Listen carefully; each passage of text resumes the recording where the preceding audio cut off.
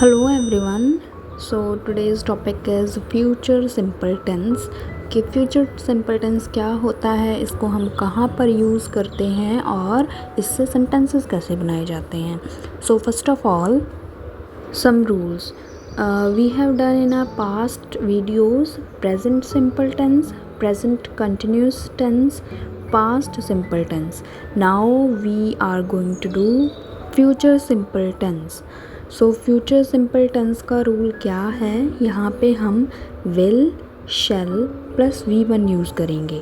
अब अगर हमने कोई भी सेंटेंस बनाना है तो विल, शैल एंड V1 का यूज़ करना है. तो आपने फ्यूचर सिंपल टेंस यूज़ कहाँ पर करना है? To express a spontaneous decision और प्रॉमिस.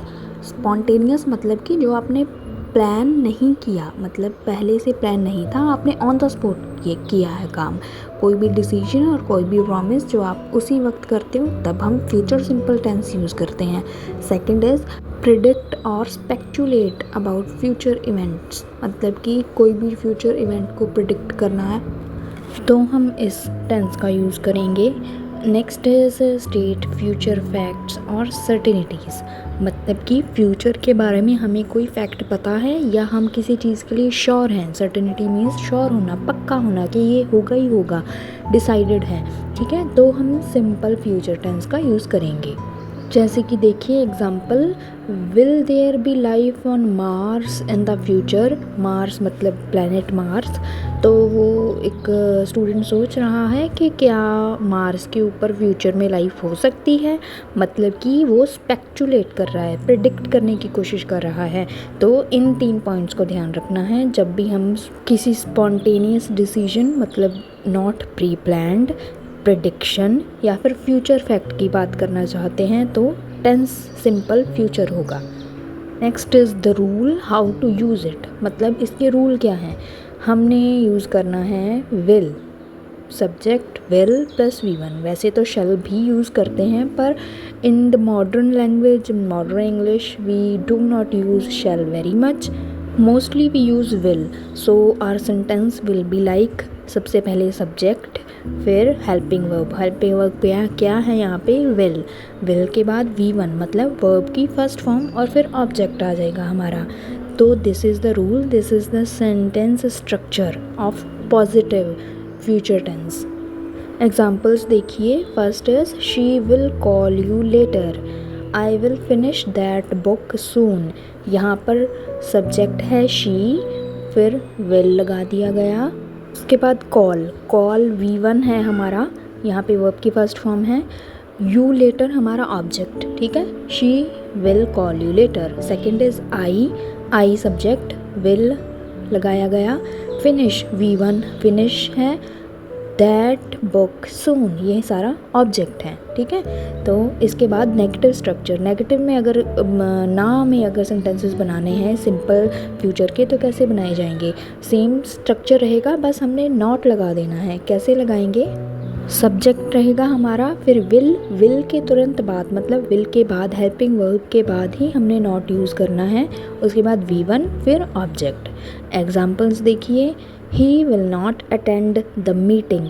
ही हमारा सब्जेक्ट, विल हमारी हेल्पिंग वर्ब, फिर विल के साथ ही नॉट, अटेंड V1 हो गया और फिर बाकी सेंटेंस हमारा ऑब्जेक्ट है.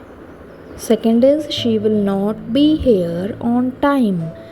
यहाँ पर भी सब्जेक्ट, फिर विल, फिर नॉट, फिर बी जो है हमारा V1 है. ठीक है, बी की फॉर्म वर्ब V1 मतलब वर्ब की फर्स्ट फॉर्म बी है यहाँ पे.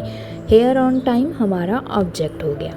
After that question structure. अगर हमने सिंपल फ्यूचर में क्वेश्चन स्ट्रक्चर वाले, क्वेश्चन वाले सेंटेंसेस, इंटेरोगेटिव सेंटेंसेस बनाने हैं तो वो कैसे यूज़ करेंगे हम रूल?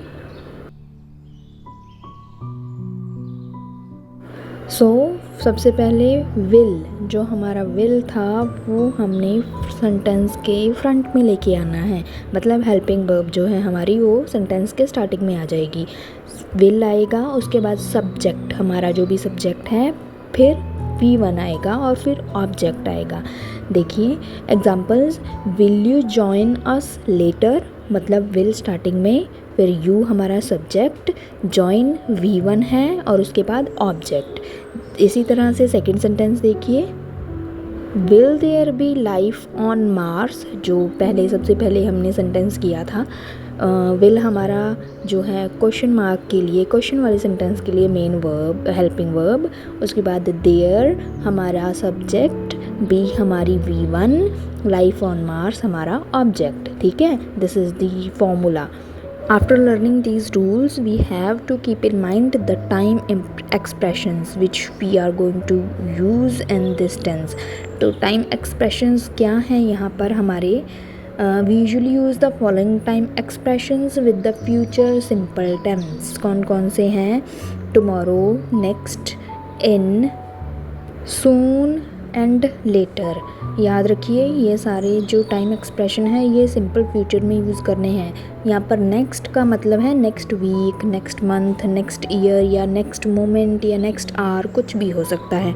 और in a moment, in an hour, in a week, ऐसे करके इनका यूज़ करना है। एग्जांपल्स यहाँ पे दी गई हैं, इससे अच्छी तरह से गो थ्रू हो जाइए। So you have learned all the types, positive, negative and question structures. And now make some predictions using simple tense, future simple tense. You may use positive structure, negative structure, or even question structure, means interrogative structure. If you liked the content, then give me a thumbs up, like, share, subscribe. Thank you.